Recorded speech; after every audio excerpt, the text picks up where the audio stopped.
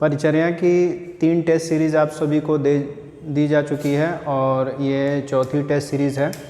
और इस test series में लगभग 25 प्रश्न का एक्सप्लेनेशन आप सभी को दिया जाएगा। पूरे जो टेस्ट आपको दिए गए हैं ऐप पे उसमें 26 क्वेश्चन है, मतलब कि 26 प्रश्न हैं। और इसमें आप सभी को जो टोटली प्रश्न हैं एक्सप्लेनेशन इस हिसाब से मिलेगा ताकि जितने भी क्वेश्चन हैं वो समझ में आ जाए आपको।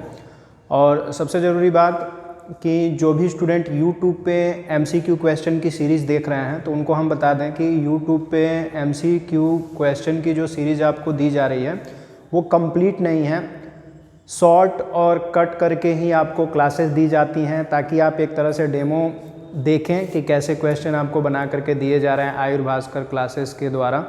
तो आगे की पढ़ाई के लिए आगे जो भी क्लासेस आपको मिल रही हैं, आगे जो भी आप पढ़ना चाहते हो, वो वीडियो के डिस्क्रिप्शन से आयुर भास्कर ऐप की लिंक टच करके आप ऐप डाउनलोड कर लीजिए और वहाँ से UPPSC आयुर्वेद स्टाफ नर्स की क्लास को ज्वाइन कर लीजिए ताकि आपको टेस्ट सीरीज़ और पहले की जो क्लासेस कंप्लीट कराई गई हैं वो क्लासेस आपको डिटेल में मिल जाएं।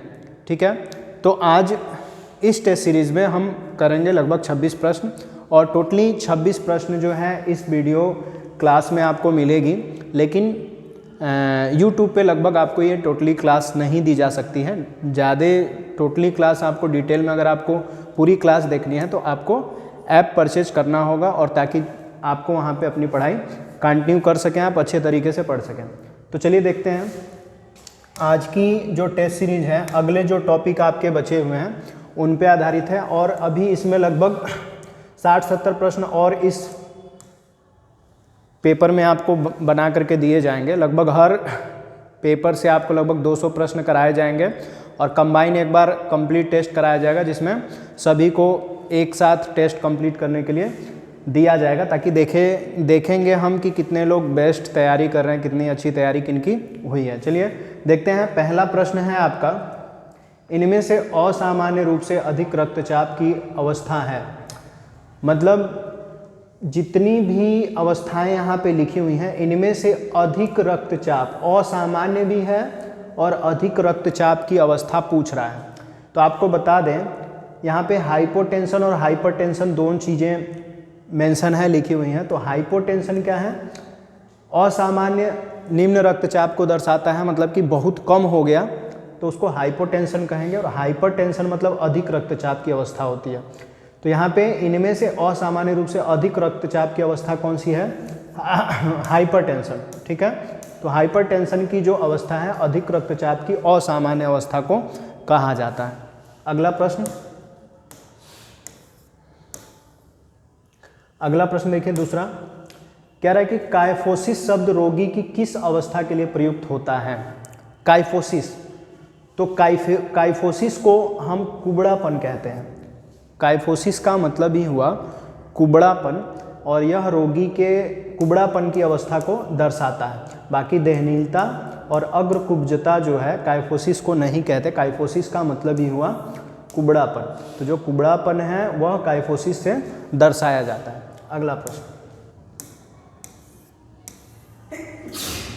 अगला प्रश्न है मलाशय परीक्षण हेतु प्रयोग किया जाने वाला यंत्र है। मलाशय का परीक्षण जिस यंत्र से, जिस उपकरण से किया जाता है उसे हम क्या कहते हैं? तो उसे कहा जाता है प्रैक्टोस्कोप। ये चीज़ आप याद रखिएगा, जो भी नाम आपको बताया जा रहे हैं जिस भी उपकरण के, जिस भी यंत्र के, वो याद रखना है। तो प्रैक्टोस्कोप से क्या चेक किया जाता है? मलाशय का परीक्षण किया जाता है, प्रैक्टोस्कोप। तो प्रैक्टोस्कोप परीक्षण में काम में लिया जाता है। किस परीक्षण में? मलाशय के परीक्षण में। ठीक है, अगला प्रश्न देखिए। अगला प्रश्न कह रहा है कि मरणासन व्यक्ति इनमें से किन किन अवस्थाओं से होकर गुजरता है? आपके परिचर्या में टॉपिक है एक मरणासन रोगी की देखभाल। तो मरणासन जो मृत्यु के समीप है, तो मरणासन व्यक्ति किसको बोला गया? जो मृत्यु के समीप है। तो जो मृत्यु के समीप है वह 5 स्तर से होकर के गुजरता है, जिसमें से 3 स्तर तो यहाँ पे लिखे हुए हैं, क्रोध है, अवसाद है, स्वीकृति है। इसके अतिरिक्त भी अलग अलग जो स्तर हैं उनसे रोगी गुजरता है। तो इसमें पूछा मरणासन व्यक्ति इनमें से किन किन अवस्थाओं से गुजरता है? तो हमने बताया कि 5 स्तर है जिसमें से 3 है, क्रोध से भी गुजरता है, अवसाद से भी गुजरता है, स्वीकृति से भी गुजरता है। इसलिए इनमें सभी वाला जो ऑप्शन होगा सही होगा। आपको उत्तर के साथ साथ ये ऑप्शन भी याद रखना है, क्रोध, अवसाद, स्वीकृति, क्योंकि ये मरणासन रोगी के अवस्थाओं को दर्शा रहा है। ठीक है, अगला प्रश्न, अगला प्रश्न पांचवा देखिए, कह रहा है, पांचवा प्रश्न कह रहा है मरीज की मृत्यु की घोषणा करना किसका दायित्व है। इंपॉर्टेंट प्रश्न है कि मरीज अगर मृत हो जाता है, मर जाता है, तो उसे उसकी घोषणा कौन कर सकता है। क्या अदर जो हेल्थ वर्कर हैं वो कर सकते हैं कि बस डॉक्टर ही कर सकता है। तो आपके हिसाब से इसमें उत्तर देना है, हेड नर्स भी है, चिकित्सक भी है, सभी हैं। तो इस परिस्थिति में हमें देखना है कि यहाँ पे जो भी हेल्थ वर्कर हैं वो मृत्यु की घोषणा नहीं कर सकते, बस रोगी के मृत्यु की घोषणा बस कौन करता है, चिकित्सक। चिकित्सक के अतिरिक्त कोई रोगी की मृत्यु की घोषणा नहीं कर सकता है। अगला प्रश्न, अगला प्रश्न क्या कह रहा है, मृत्यु के पश्चात शरीर को संभालने वाली नर्स को क्या ज्ञात होना चाहिए।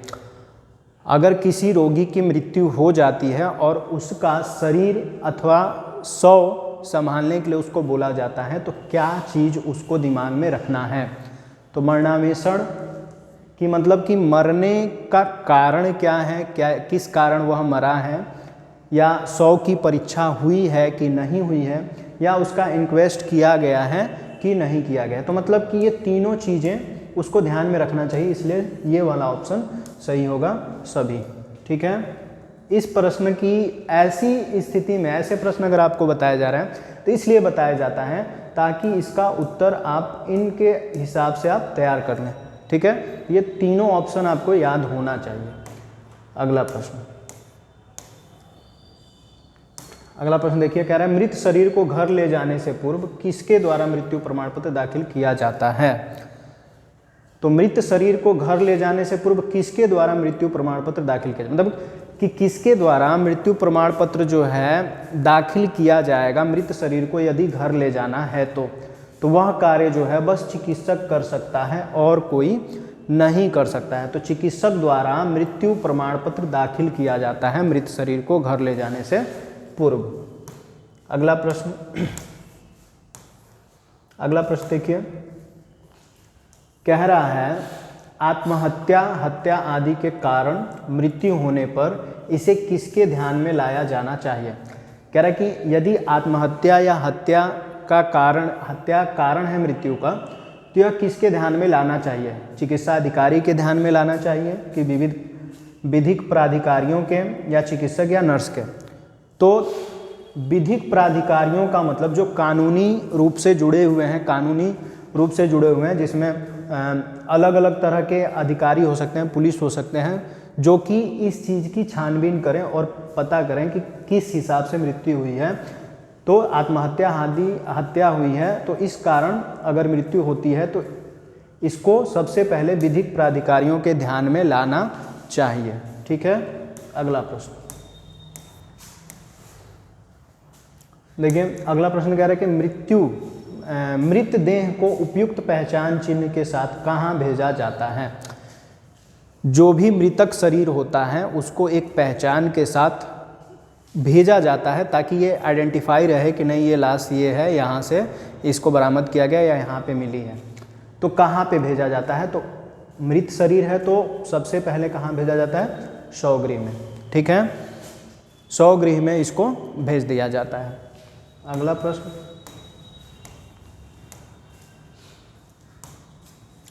कह रहा है मृत्यु प्रमाण पत्र मृत्यु के पंजीयन हेतु कहाँ भेजा जाता है। जब मृत्यु प्रमाण पत्र बनाया जाता है तो मृत्यु का पंजीयन होता है, पंजीकरण होता है, तो उसके लिए उसे कहाँ भेजा जाता है।